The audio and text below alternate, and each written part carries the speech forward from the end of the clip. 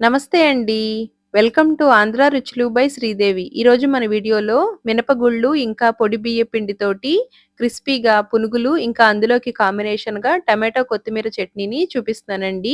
ముందుగా బౌల్‌లోకి వాటర్ తీసుకొని అందులోకి ఒక గ్లాసు మినపగుళ్ళని వేసుకోవాలి. మినపగుళ్ళు త్వరగా నానడం కోసం స్టీల్ స్పూన్ వేసుకొని మూత పెట్టుకొని ఒక 4 గంటల సేపు నానబెట్టుకోవచ్చండి. ఇలా స్టీల్ స్పూన్ వేయడం వలన త్వరగా నానతాయి.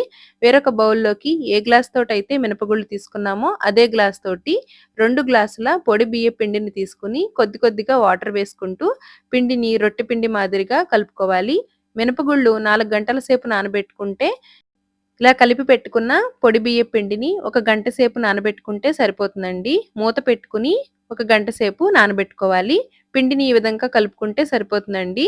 ఇప్పుడు ఇలా నానిన మినపగుళ్ళని 2, 3 సార్లు తెల్లటి వాటర్ వచ్చే వరకు కడిగి తీసుకోవాలి. ఆ తర్వాత మిక్సీ జార్‌లోకి తీసుకొని కొద్ది కొద్దిగా చల్లటి వాటర్ వేసుకుంటూ మిక్సీ చేసుకోవాలి. చల్లటి వాటర్ వేయడం వలన మిక్సీ జార్ వేడెక్కకుండా, మోటార్ వేడెక్కకుండా ఉంటుందండి. అంతేకాకుండా పిండి రంగు మారకుండా ఉంటుందండి. పిండిని ఈ విధంగా సాఫ్ట్‌గా రుబ్బుకోవాలి. ఈ విధంగా రుబ్బుకున్న పిండిని మనం కలిపి పెట్టుకున్న పొడి బియ్య పిండిలోకి తీసుకోవాలి. ఒక చిన్న రిక్వెస్ట్ అండి. మీలో ఎవరైనా ఫస్ట్ టైమ్ మన ఛానెల్‌ని చూసినట్లయితే, ఛానెల్‌లో ఉండే వీడియోస్‌ని కూడా ఒక్కసారి చూసి, వీడియోస్ మీకు నచ్చినట్లు అనిపిస్తే లైక్ చేసి, మీ ఫ్రెండ్స్ అండ్ ఫ్యామిలీ మెంబర్స్‌కి షేర్ చేయండి. మన ఛానెల్‌లో ఉండే వీడియోస్‌ని ఎప్పటికప్పుడు చూడాలనుకుంటే, ఛానెల్‌ని సబ్స్క్రైబ్ చేసుకోవడం మర్చిపోకండి. పిండిని ఈ విధంగా బాగా కలిసేలాగా కలుపుకోవాలి. అప్పటికప్పుడు చేసేసుకోవచ్చండి ఈ పునుగులు. చాలా చాలా బావుంటాయి. మనం బూరెలు వేసుకుంటాం కదండీ! ఆ బూరెలు తోపేనండి ఇది. వీటిలో ముంచి బూరెలు కూడా వేసేసుకోవచ్చు. చాలా బావుంటాయి. ఇప్పుడు పిండిని ఈ విధంగా రుబ్బుకున్న తర్వాత మూత పెట్టుకొని పక్కన పెట్టుకోవాలి. చట్నీ కోసం స్టవ్ మీద పాన్ పెట్టుకొని 2 టేబుల్ స్పూన్ల ఆయిల్ వేసుకోవాలి. ఆయిల్ వేడైన తర్వాత ధనియాలు, శనగపప్పు, మినపప్పు, జీలకర్ర వేసుకోవాలి. ఈ పోపుని బాగా ఫ్రై చేసుకున్న తర్వాత ఇందులోకి కారానికి తగినట్లుగా పచ్చిమిర్చిని మధ్యకి కట్ చేసుకొని వేసుకోవాలి. అలాగే స్టవ్ ఆఫ్ చేసే ముందు ఒక టేబుల్ స్పూను నువ్వులను కూడా వేసుకొని ఫ్రై చేసుకోవాలి. ఇందులో కారం ఓన్లీ పచ్చిమిర్చి వల్లే వస్తుంది కాబట్టి మీ టేస్ట్‌కి తగినట్లుగా చూసి వేసుకోండి. ఇప్పుడు వీటిని మిక్సీ జార్‌లోకి తీసుకొని కచ్చా పచ్చాగా మిక్సీ చేసుకోవాలి. టమాటాలు మగ్గించుకోవడం కోసం 2 టేబుల్ స్పూన్ల ఆయిల్ వేసుకొని కట్ చేసి పెట్టుకున్న టమాటా ముక్కల్ని వేసుకోవాలి. 4 మీడియం సైజు టమాటాలను తీసుకున్నానండి. అలాగే అరకట్ట కొత్తిమీర, 2 రెమ్మల కరివేపాకు, 2, 3 రెబ్బల వెల్లుల్లిని వేసుకొని, పావు టీ స్పూన్ పసుపు, రుచికి తగినంత సాల్ట్ వేసుకొని, మూత పెట్టుకొని మధ్య మధ్యలో కలుపుతూ టమాటాలు సాఫ్ట్‌గా అయ్యే విధంగా మగ్గించుకోవాలి. ఫ్లేమ్‌ని మీడియంలో పెట్టుకొని మగ్గించుకుంటే టమాటాల నుంచి వాటర్ ఎక్కువ లేకుండా పచ్చడి మరీ జారుగా అయిపోకుండా ఉంటుందండి. మధ్య మధ్యలో కలుపుతూ ఈ విధంగా మగ్గించుకోవాలి.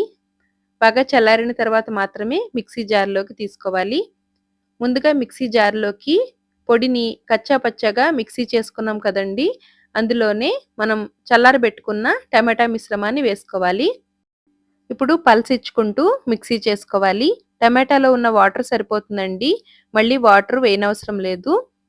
ఈ విధంగా కచ్చా పచ్చాగా రుబ్బుకున్న తర్వాత ఇందులోకి కొద్దిగా చింతపండుని వేసుకోవాలి. పండిన టమాటాలు వేసాం కాబట్టి పులుపు సరిపోతుందండి. కొద్దిగా చింతపండు అయితే సరిపోతుంది. అలాగే ఒక టేబుల్ స్పూను బెల్లం వేసుకొని మిక్సీ చేసుకోవాలి. బెల్లం వేయడం వలన పులుపు, ఉప్పు, కారం అన్నీ కూడా బ్యాలెన్స్ అవుతాయండి. టేస్ట్ బావుంటుంది. ఈ విధంగా పచ్చడిని తయారు చేసుకుంటే అన్నంలోకి కూడా తినొచ్చు. చాలా బావుంటుందండి.